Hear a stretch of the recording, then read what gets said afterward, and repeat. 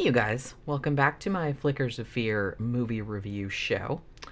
So, I'm sure that anybody that's really into horror is probably familiar with the work of the English screenwriter and director Ben Wheatley. Now, I covered a couple of his films previously, Kill List from 2011 and A Field in England from 2013. Now, it seems that those are kind of like his best known horror ones, and in the years since 2013, which I actually wasn't even all that aware of, he's actually kind of gone on to do more like bigger budget, sort of like action movies or like kind of like British black comedy type of movies. And the next project that he's going to do, actually, is, you guys remember that big, like, giant shark movie, The Meg? Which was actually, like, pretty entertaining. Ben Wheatley is going to direct the sequel to that, apparently. It has Jason Statham in it, and that's coming out in 2023. So there's that. But it does seem that last year, in 2021, during the COVID lockdown, the initial lockdowns, Ben Wheatley decided that he was going to sort of like go back to his roots, I guess, so to speak, and make another one of his kind of like trippy, like folk horror type of like independent films. So the movie that he came out with in 2021 was called In the Earth, and it premiered at Sundance back in early 2021, and then I believe Neon picked it up and gave it a wider release. Now, I have to say, it's on Hulu at the moment. If you have Hulu, and I'm sure it's streaming elsewhere, I watched it on Hulu. I have to say right out the gate that I didn't love this one as much as I did his other two that I previously mentioned, Field in England and Kill List. But I will say that there's actually like enough great stuff here that I really wouldn't hesitate to recommend. If you like his other movies, you will probably like this one as well. Because he has a very specific style, and that is very, very evident in this movie, too. Now, In the Earth probably bears the closest resemblance to A Field in England. It has kind of a lot of the same, like, sort of kaleidoscopic, like, hallucinogenic, like, flashy type of imagery. It also has kind of like a pagan nature kind of theme to it as well, like a folk horror kind of theme, and also happens to have Reece Shearsmith in a major role, who, if you remember, was also in A Field in England. He was like the main part in that. Unlike A Field in England, though, In the Earth is in color. It's not in black and white. It takes place pretty much entirely in a forest rather than in a field or like out in the open, and it's set in the present day. Now, there are also kind of some sort of passing similarities with his other movie, Kill List, mostly in terms of kind of like the violence. There's like, it's not like a violent movie per se, but there is like a lot of, I guess you would sort of call it body horror, but a lot of it is just kind of like, you know, like close-ups of like gross ass wounds and injuries and shit like that, like really gross injuries, like people getting their toes cut off and whatnot. And as far as another film, like not from Ben Wheatley, that would be sort of like in the same ballpark, as in, you know, if you like this movie, you might like that one as well, was Annihilation. So if you liked Annihilation, this is kind of like thematically similar to that as well. So the story centers around this scientist named Martin Lowry, and he's played by Joel Fry, and I immediately recognized him, and I was like, why do I recognize that actor? He was in that movie from 2019 called Yesterday, you know, like the one where the Beatles never existed, like, you know, the alternate timeline. Yeah, he was in that, so that's where I recognize him from. So he plays, like, the main character. So at the beginning of the movie, he's shown kind of like arriving at this remote government outpost of some kind. It's like some kind of like ecological, or it's some kind of scientific thing. They're like on the edge of this forest and blah, blah, blah. So it's that kind of thing. And it's drizzling rain and all this other stuff. Now, there's apparently, just like in real life, a pandemic raging throughout the country, presumably the world. I don't really know if it's really that relevant. Now, the pandemic in the movie does have some similarities. Like, you can tell that they're, you know, because like I said, I'm pretty sure they shot this like in and around the lockdowns. There are some similarities in that everybody's kind of wearing masks and you have to like you have your temperature taken and stuff like that, but it doesn't seem to be the same thing. Like it seems to be some other kind of pandemic, which is maybe, I don't know, because a few times like, you know, some of the people like get sprayed down with stuff and, you know, I mean, it's like much more like a decontamination type of thing with like, you know, hazmat suits and everything like that. So it's kind of like, I don't know. So it's not exactly the same thing, but they're using that as like a jumping off point. And the implication too is that maybe the disease, whatever it is, like I said, I don't think they ever really say what it is, might have something to do with the scientific work that Dr. Lowry has come out there to like see about. You know what I'm saying? Now, the character of Dr. Lowry is like actually really interesting because he's kind of like, when he first shows up, he's kind of like mysterious, like not in a sinister type of way. Like you can tell that he's not a bad guy, but his motives are like a little bit unclear, I guess, or a little bit murky. He's very, very soft-spoken. He seems a little awkward, like socially awkward or something like that. He's just very quiet. And it's kind of obvious, like right from the jump, that he's maybe not being entirely truthful regarding like what his exact reasons are for like being here. You know what I'm saying? Now, ostensibly, he has been sent by, you know, the research foundation that he works for, and I think that part's true, but I'm just like, you know, there's other things going on. So he's been sent out here to check up on the work of a colleague of his who he worked with very closely, like at some time in the past. And her name is Dr. Olivia Wendell.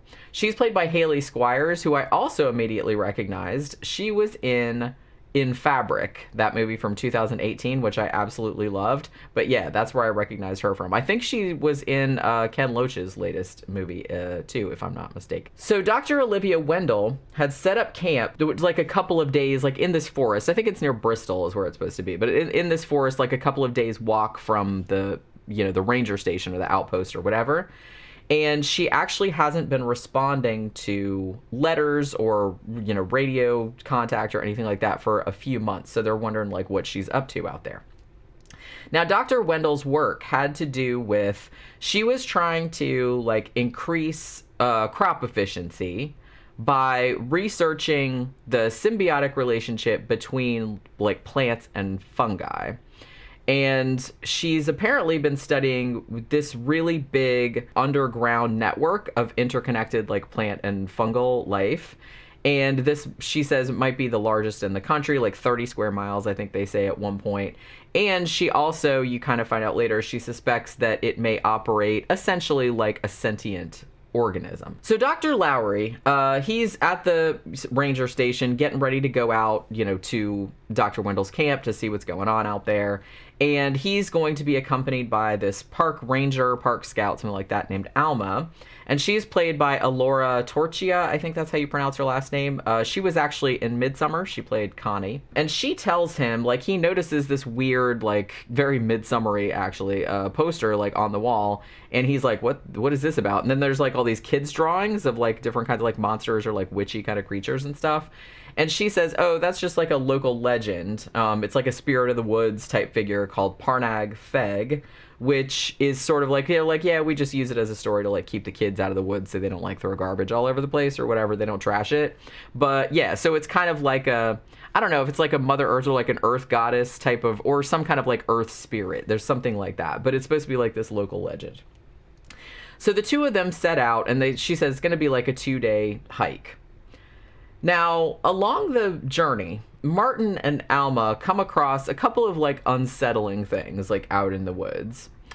One of the most unsettling is that they find the abandoned remains of a camp that appeared to have been occupied by a family quite recently, but obviously they're all gone now. They're like, there's like some kids' toys and like, so whoever had this camp like took off or whatever. And Alma says, yeah, we've had like a few people come hiking out here because apparently it's like a nature preserve. Like, so people come out there like from time to time. And they said, yeah, like some people have been disappearing and we're not entirely sure why. So the pair keep moving along. They're going a little bit slower maybe than Alma would like because keeps kind of like going a little bit ahead and then turn around being like, what the fuck, man, you're taking forever. And the reason for this is that Martin, who actually, when he first arrived at the outpost and they'd like sprayed him down with the decontaminant, and he handed over his papers, which I assume was like vaccination or a health record or something like that, and they did like a sort of like, rudimentary sort of examination. And he said, I mean, he supposedly had a clean bill of health, but like when he's out here, he said, first thing he says, I told the doctor that I'd been exercising like the whole time that I'd been in quarantine, because he said he'd been quarantined. But he's like, I lied about that. So he's like, I'm really out of shape. Also, he seems to have kind of like cold symptoms a little bit, like he's sneezing and stuff, even though, again, supposedly he was disease free. And another thing is that he seems to have ringworm, even though like the doctor at the outpost before he left was like, oh, it looks like you had ringworm. And he's like, yeah, that cleared up like a week ago, but clearly it did not.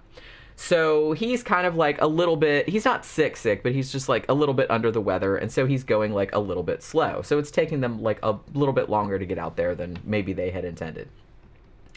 You also find out during the course of these sort of like halting conversations that like Martin and Alma are having that maybe there's a possibility that Martin and Dr. Wendell were maybe more than friends and acquaintances and colleagues, that maybe there was something like kind of more romantic going on.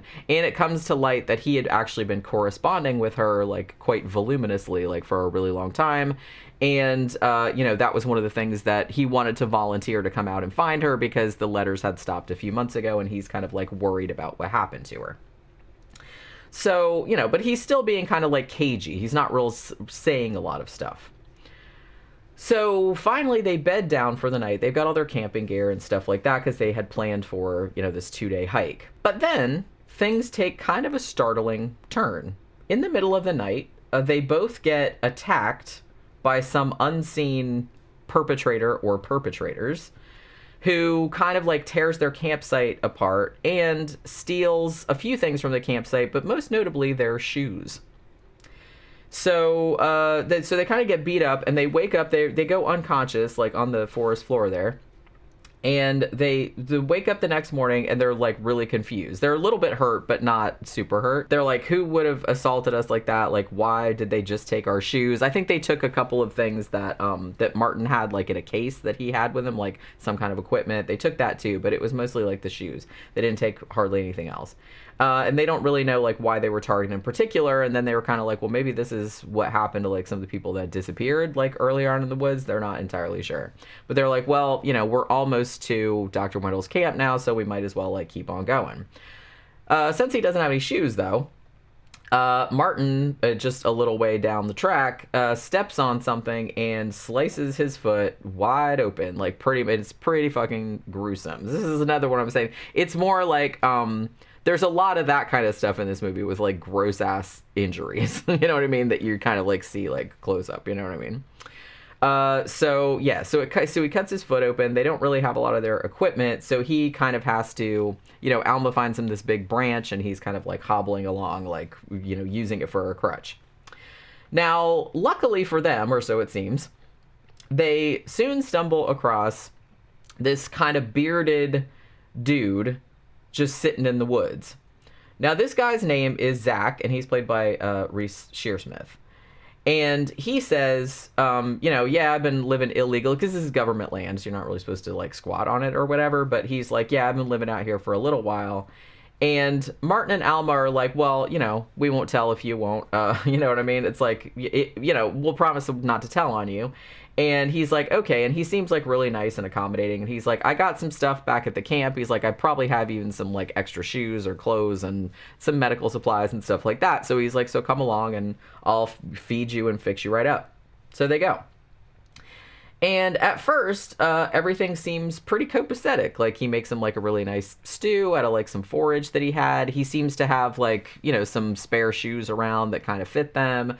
And, he just seems like a really nice guy. He even sews up this gaping wound in Martin's foot, which is, like, super, super gross. He's like, yeah, it's flopping around.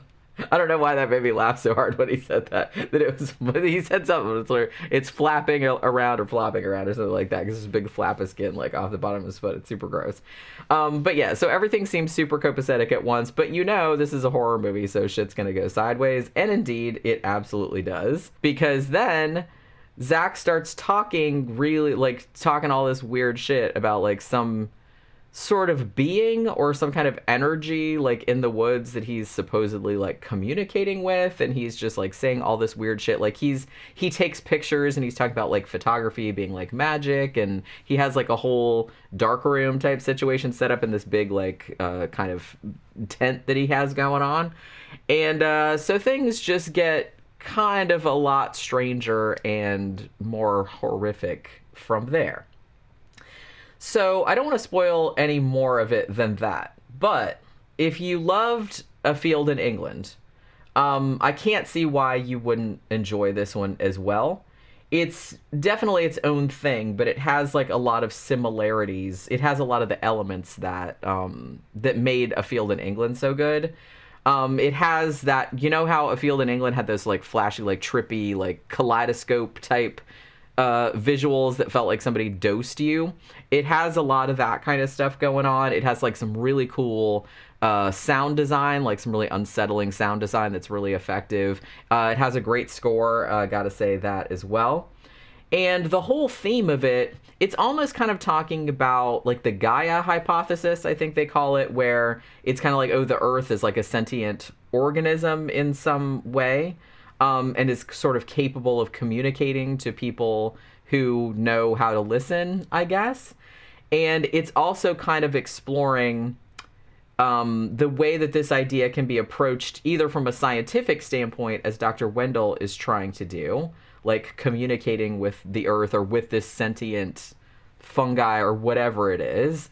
And that the same idea can also be approached from a more like spiritual, like pagan sort of way, like almost like a religious way, which is kind of what Zach is doing. Like it's more like ritualistic, and it's almost kind of like saying that neither of those things are like sufficient. Like maybe, I don't know, maybe that's like, maybe I'm reading too much into it. Maybe those, it's like too big for paltry humans to understand, even though we're trying to come at it from both ways. But yeah, so it has like a theme like that.